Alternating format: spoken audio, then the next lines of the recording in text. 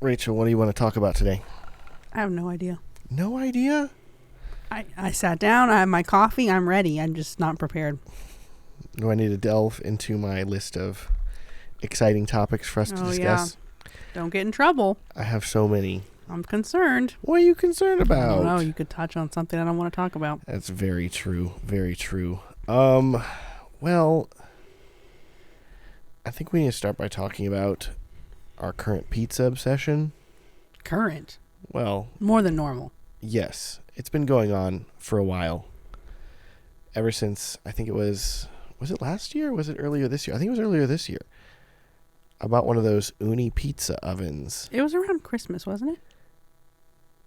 Yeah, it actually might have been November. I think it was Christmas. It was, because it was Black Friday. That's right. So it's been over. Yeah. Yeah, it's been since last year. 8 months. Yeah. But my goodness.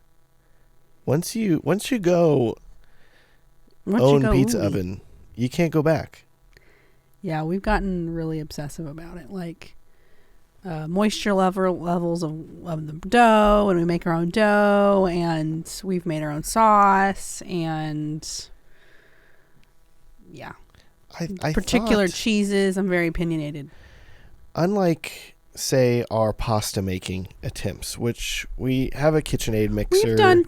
We've done it, and it is a ton of work, and it's worth it sometimes, but it's not like every week. This is worth like hours of your life making pasta for the difference that it is between homemade pasta and just like shelf stable pasta.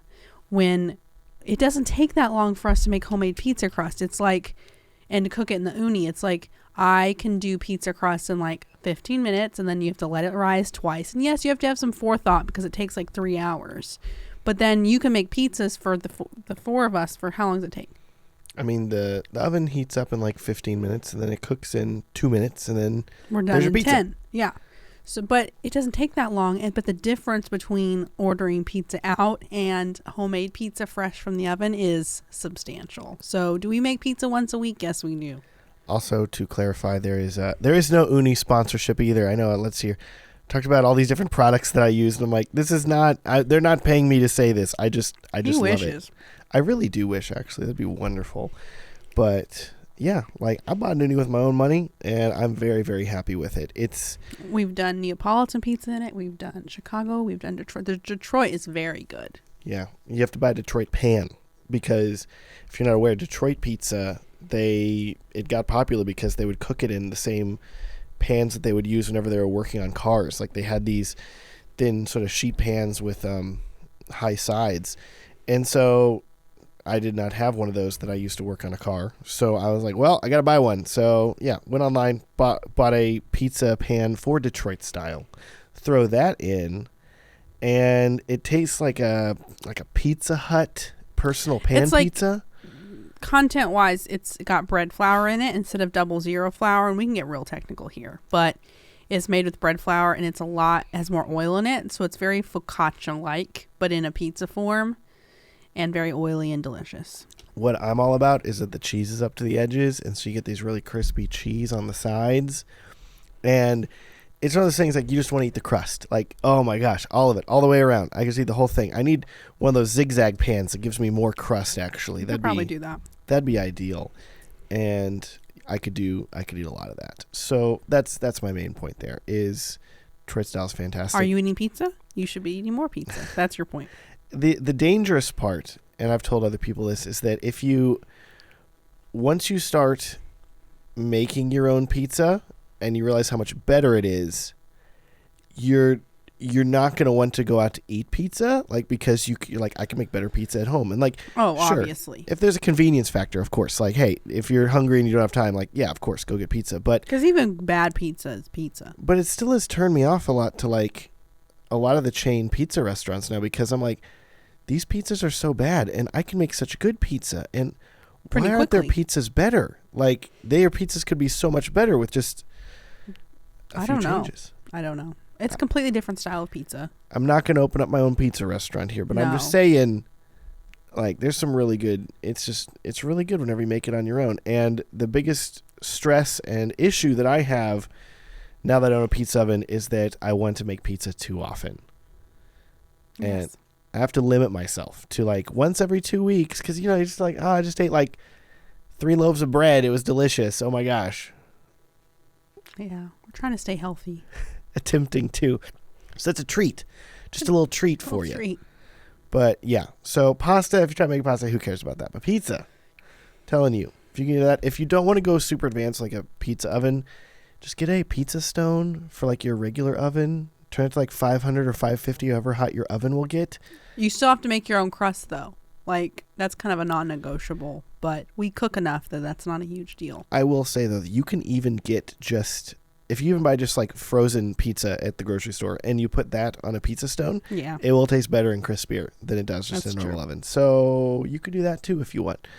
But yeah, our pizza stone has now been retired. Like, it's just sitting in our closet. I'm I like, think we gave it to Lauren. no, it's still in there in our We're closet. supposed to give it to your sister. Oh, she wants it? Okay, good. think Because so. I have nobody... No, somebody wanted it. Did somebody want it? Our neighbor? Maybe our neighbor. Someone wanted it. I just don't remember. Because the issue is that with a pizza stone, yeah. especially a used one, you're like, do you want this used rock that we cooked pizza on? And It's they're really like, heavy. Is it safe? I don't know. Like, has it got any stuff on it? I mean, it had pizza and cheese on it. It's been in an Yeah, we need oven to get rid of cooking that. all the time. It's safe. I don't know. It's Probably weird. tastes good. Yeah, it's been seasoned. You want this Yeah, thing. it's like a cast iron. It really is. But yes, pizza. Yeah, very good. What else do you got, bro? Very, very good. I feel like we've touched a little bit on our proposal. But whenever I proposed, I know we talked about that in a previous podcast, and I really loved like that story and how I was able to con you into Marrying you. basically marrying me. Yes. And also like con you into setting up for your own proposal. Yes. I really like that. What I realized that I neglected to touch on, which I think is very fascinating. I do not think that he will be upset with us talking about this. She's looking at me so concerned right now, just so you know. But whenever I asked Rachel's dad for her hand in marriage, he's a very interesting man. I love him. Super, super cool, super unique. He's wonderful. And I said, hey, like, okay, first of all, I was like terrified. And we were driving around the car in Houston, and I waited till like we were like driving home. I was like terrified the entire drive, like, should I ask now? Should I ask now? No. I was freaking out. And so finally at the very end, I was like, okay, I got to ask. And I was like, hey, I'd like to marry your daughter. And he's like, yes, that's like, I think that's great. I think you're a great guy. I would love for you to marry my daughter. Let me tell you about my Bigfoot experience. And I was like, oh, am I getting led into something like that the family, like he now trusts me enough to tell me about Bigfoot? And I'm like, yes, tell me more. So he proceeds to tell me the story about how he experienced, had an encounter. Had an encounter that could have been Bigfoot. Yeah. Which was super cool. And I'm like, holy crap, this is crazy stuff. Oh my gosh.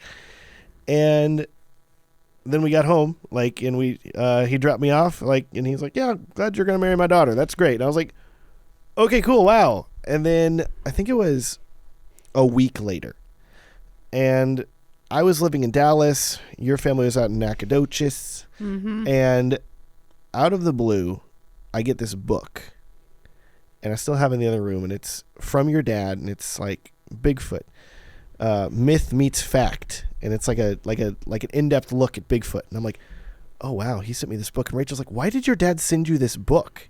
Or why did my dad send you this book? And I was like, I don't know. Like, he wanted me to, like, read about Bigfoot, I guess. I don't remember that at all. Rachel is like, because unbeknownst to Rachel, like, I've been let in. You've been let into the family secrets. The family secrets knowledge. now. I'm in. And so he's like, immediately, like, I have to, like, give you this book.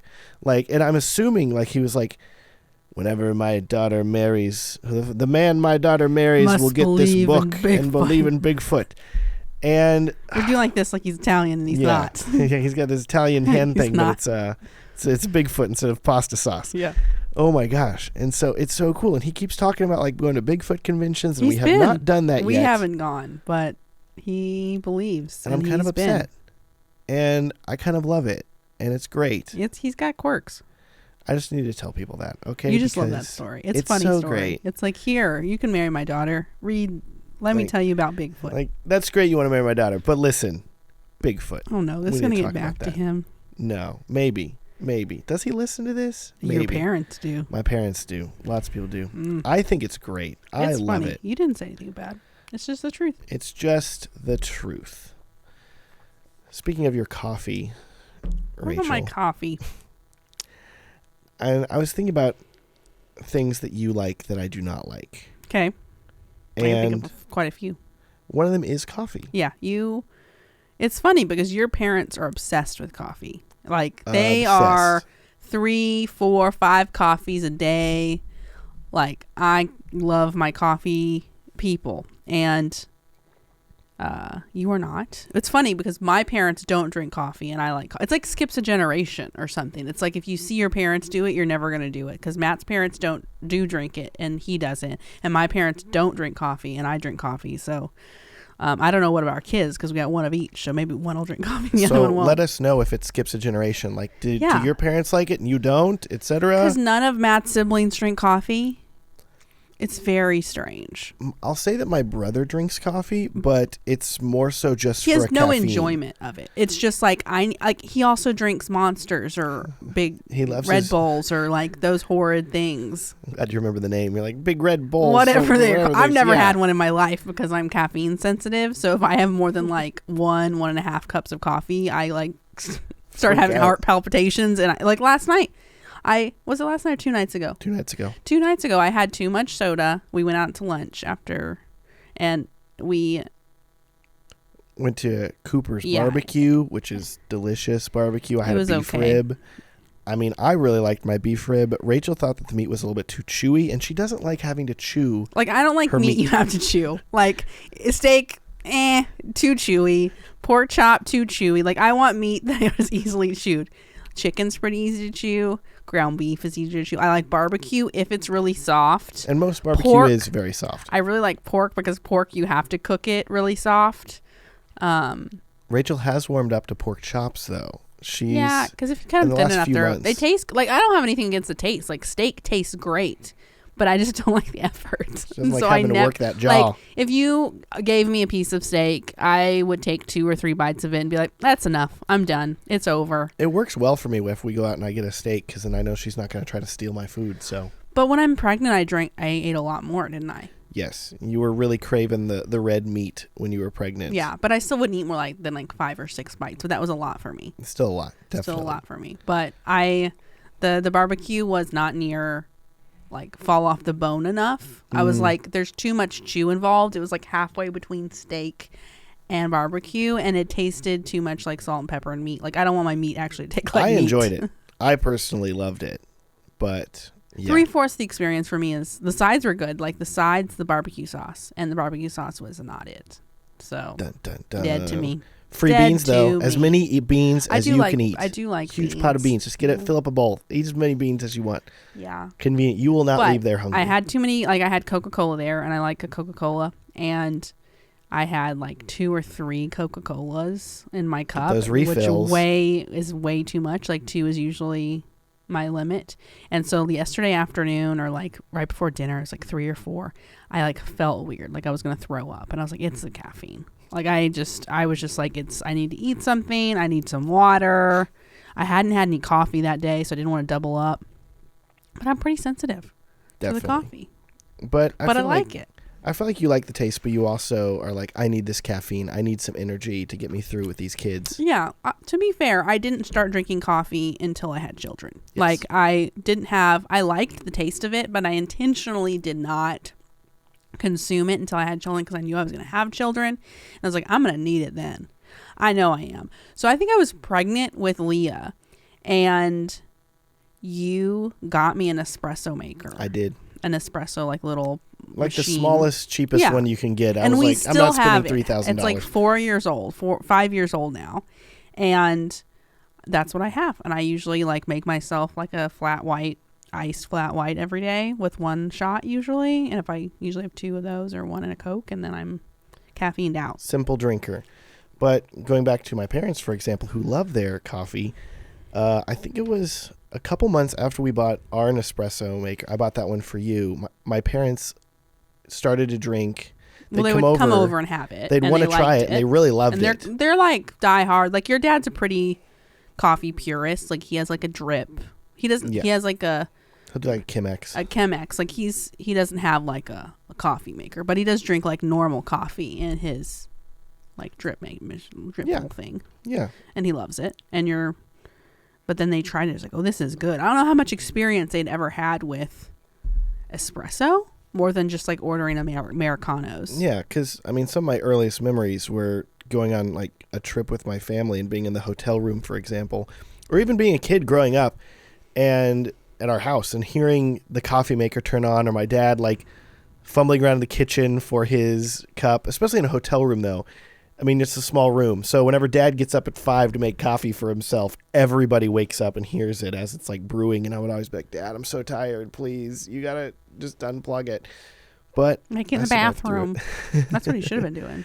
And so it's so funny. But then now that like my parents, they love it. They bought that Nespresso. And then I think within a year and a half, they'd already broken it because they used it so much. And they had to buy a second one. I thought they're just on the second one now. Was it then? So, okay, so maybe it was still like two maybe years then? 2 years. Still impressive. Like the amount of coffee but they being use consumed. it, like I use mine once a day, sometimes not at all, maybe twice a day. They use theirs like 6-8 times a day between both of them. Maybe Michael there, yeah. Heavy use. But yeah, for me, I'm somebody that's very sensitive to bitter tastes. Yeah, I don't think you like bitter undertones of anything. Yeah. Like you don't like chocolate very much. I don't like chocolate. I tried matcha once. I was like, I don't like matcha, too bitter. A lot of coffee. Even sweet coffee. Yeah, like unless it's like 3/4 milk and then it's just milk, and I'd be like, I don't enjoy this. So like growing up, when I would go to Starbucks, because my dad would always go to Starbucks, and I'd go with him, I'd get like one of the strawberry frappuccino or something like that. But that doesn't even have coffee in it. No, it's just like a milkshake. A fruity milkshake. With a lot of calories. No. Yeah. And now I'm on like the chai train. I'll definitely drink some chai. You do like a chai. You like tea. But like tea's bitter. Tea has a natural bitter undertone too. Which is why I would drink a lot of sweet tea and just like kill the bitterness with a ton of sugar. And then I was like, ooh, this is good. So definitely a shift there. But for me, like I'm not like a dark coffee drink. Like this is like one shot. I like a flat white, so it's basically a latte without the foam. I like it iced. I'm very much like a young person, drink my iced coffee. Yeah, you are. I'll drink hot coffee. That's fine. But the best part of this is the Chobani vanilla creamer. Okay, I will tell you this. If anybody drinks coffee, the Chobani brand creamers are the best creamers you can buy in the market. Like, no...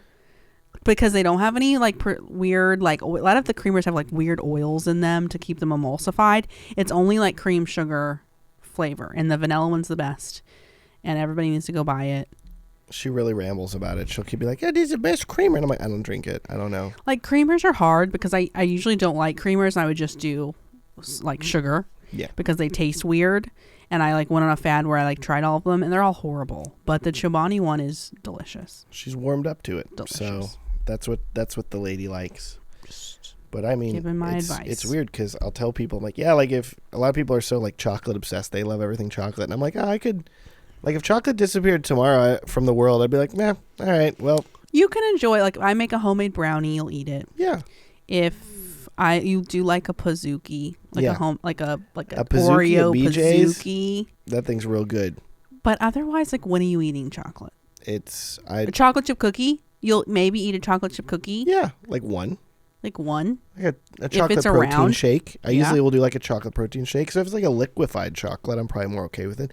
But yeah, like you don't crave chocolate. It's that. I don't like the taste of beer. Like it's just it's another you like cider. Bitter undertone. Like cider isn't beer. It's like you want like sugary. It's more acidic. You want adult apple juice? I'm like, oh yeah, okay, that's pretty tasty. You don't like wine very much. No, and I got like confronted in France about it whenever we were in Paris. I was like, because when you go to France and you don't drink wine, it's like an insult to their soul. And we were at some restaurant getting a it was like fancy charcuterie. Yeah, it was like a restaurant, but all they do is like really high end charcuterie, and so they make this like really nice charcuterie plate for you, and it's like dinner. And we went like super early because they don't eat till like 8-9 p.m. there is normal. And so we were there like when they opened, and we were like the only people there, obnoxious Americans. 6 p.m. How dare you? Yeah, and maybe it was later. I don't know. Maybe it was 7, but there was nobody there. And they were taking our wine order, and I got wine. And probably a white or something, because that's what I like. Because it was so cheap too. It was it was cheaper than water. €1. Yeah, wine there is like, water, or at least $2. it was like way cheaper than bottled water or like lemonade or anything. So I got like a rosé or something, and you were like, I don't want any wine, and the man was like, no. What? He's like, what's wrong with you? And I was like, can I just do like a water? And he's like, no, you will get no, wine. You Especially will. because it's a charcuterie place. The whole point of it was like pairings and the food going together. And so, did they bring you wine? Yeah. Did you drink it? Wine. I sipped on it. I was like, thank you. You didn't enjoy it. No, but I was still like, okay, I'll be polite to the angry Parisian man who's like, you have to consume this. I was like, okay, sir, that's fine. Literally win in France. You have to. Good times. Yeah. We traveled quite a bit. So yeah, we're trying. We're doing trying our best here. That was a long time. We need to go back to France. That was, what year was that? 2017. Oh, so long ago. The food in France. Been a while.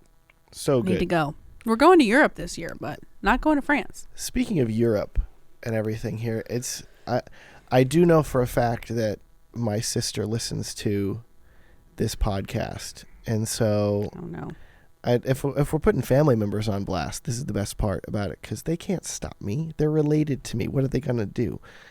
But I'll tell you that whenever my sister started dating her now husband Braden, great guy, love him. He's exactly like me. He even has my name as his middle name, same birthday. We both play video games. Yeah, we're the same person. You're not the same person. Your personalities are vastly different. We are the same. No, your personalities are vastly different because Lauren is you.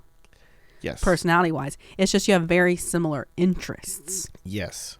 So me playing video games growing up was really helpful, because then my sister was okay playing video games, and now she's married to a guy that likes to play video games. So now we all play video games. Play video games all the time. And it is great. And I love it. Lauren loves it. And you know who loves it? Our oldest daughter. Yes. And it's been wonderful. And so all this to say, whenever my sister started dating this guy, which she dated some guys in like high school. She never really dated anyone like super seriously though. Yeah, it was never a super serious, I'm going to marry this guy. And then she met Braden, and she's like, no, I really like him. And we're like, oh, okay. So. And she was an adult. Like she was like out of college, you know, it was real. So we met him, and he seemed like a really nice guy. Like he seemed really chill and really just quiet, genuinely which is not nice the temperament guy. of your family. Yeah. But of course I'm like digging. I'm like, Lauren, like, come on. Like, this guy, he can't be this normal. There has to be something. There's got to be something weird about him. Like, what's weird about him? You got to tell me. Like, something weird about him? That makes me think, like, what you said about me. Like, what was weird about me in the you had a beginning? lot of weird stuff. Oh, no. Yeah. But we'll talk about that later. Lauren was like, yeah, like, he's a really nice, sweet guy. And I'm like, Lauren, like, come on. Really? There's got to be something. Tell us. Everybody has him. something. Tell us what's weird about him. And so she digs through her archive in her brain, and she's like, okay, there is one thing. And we're like, yes. She says, well, he uses a bidet. I really can't believe you're talking about this. And I was like, oh my gosh, he does? How European of him. Because it's very irregular in America. I've been to Portugal, you know, like, and we did Paris. And like, Paris didn't really have bidet like not at the Airbnb. Not in the place where we stayed, but when the Airbnb that we stayed in Portugal had its own bidet. And I was like, wow, this is like a little water fountain in our bathroom. That's so nice. Oh, it's a bidet. Okay. So figure that out pretty quickly. But it was cool. And I was like, all right, whatever. But like, I didn't really care about it that much or use it very much. I used it. And then we get back home and didn't think about it at all, because this is America and we use our toilet paper and it's fine. But we didn't know. December 2019 hits. Christmas time. And we know that Braden uses a bidet. We think it's funny. We've talked to him about it. And my sister's like, yeah, it's a thing. It's cool. Anyways, Christmas time rolls around. And who gives us a gift? Braden. And he gives me and Rachel a bidet. And I was like, wow, this is hilarious. Like, you know, it's a joke gift kind of. You know, like, oh, great, a bidet. Okay, we're actually going to use this thing. That's funny. I proceeded to like throw it in the closet and not think about it at all for a few months. But then what happens in March 2020? Pandemic and shortage of toilet paper. Suddenly, it's nearly impossible to buy toilet paper. People are just using anything they got. And I remembered, wait a second. I have a bidet sitting in my closet that I can put onto my toilet. So I proceeded to do that. And our lives have never been the same. Oh, we love it. Like, we need one for every bathroom in the house. We only have one in our master, so we only poop in that bathroom. But I like significantly miss it. Yeah. Like, we are fully converted. Why is America not using this? It seems like it's a dumb decision on the whole country's part. It's crazy to me. What is toilet paper anymore? I don't know. Don't need it. Don't care. Bidet is the future. That's all you need. I feel it's just so much better. It's wonderful. And so we say that and people look at us weird. They're like, oh, you weirdos. They look at us strangely, and then they look at us more strangely. And I'm like, do you want to come to my house? Like, you can come try it, and then maybe you'll be converted. But I think we just need to start buying them. Very weird. Buying people them. Yeah, like, we didn't get an expensive one. You don't have, you can get super fancy. They have them with electronics. They're raising lower the seat. They got them with heaters. They got them with dryers and blow dryers. You don't need none of that, okay? You don't even need it. They make them with like heated water, not heated water. Literally ours, I think it was like $40. It's cheap. And it lets you hook up hot water if you want to, but I've never saw the need to heat up hot water because the cold water is refreshing. I don't even notice anymore. Nice. Like, it's really not bad. Especially in Texas. Like, we don't really have cold water. Eat those spicy tacos. You want the cold water. Trust me. This is so much information. That's what I'm saying. It's like Matt's going to, like, this podcast. What is this podcast about? Us talking about our dirty secrets. But that we're not even ashamed of. It's not even dirty. It's just secrets. They're not even secrets. I'd say the bidet is dirty. And yes, it's dirty. It's a dirty secret. Literally. But it's not a secret because we don't care. No, I don't care. We don't sleep in the same bed. I want more people to experience this, okay? It is. Like, why is this not commonplace? Once you go bidet, you won't go back. That's all I'm saying. But yeah, find a person that is like installed in their house and doesn't like it. Yeah. The only con of you starting to use a bidet is that you're going to want to use a bidet everywhere, and you won't be able to because this is America. They make travel bidets. They do make little travel ones. We have not invested in that yet, but maybe now. It is on the wish list. Okay, think about it here. Because you go to a hotel, don't feel clean. Need to take a shower. Which is one reason I'm excited to be going to Europe later this year, because then... Are the countries we're going to, is it bidet? I have to research that. I don't know. That's a question for I don't know, because we're going to a couple countries. So I was like, is bidet normal? Is the Marriott going to have a bidet? We need to call them. You need to call them. Yeah. Like, I emailed them like, do you guys have bidets in your bathroom? Hello. Probably not, because it's not an American. It is an American brand. Maybe, but they are in Europe, so we'll see. We can hope. But that's basically what we had to tell you guys today. Okay, buy a pizza oven because you want. This is all about things today. Get a pizza oven. Yeah, get a pizza oven. An espresso maker, Chobani creamer, bidet. Yeah, just those things. Okay, do that. Your lives will be changed forever. And you should believe in Bigfoot. Yeah, we talked on that too. Yeah, that's all you need. Cool. Life complete. Goodbye. Bye.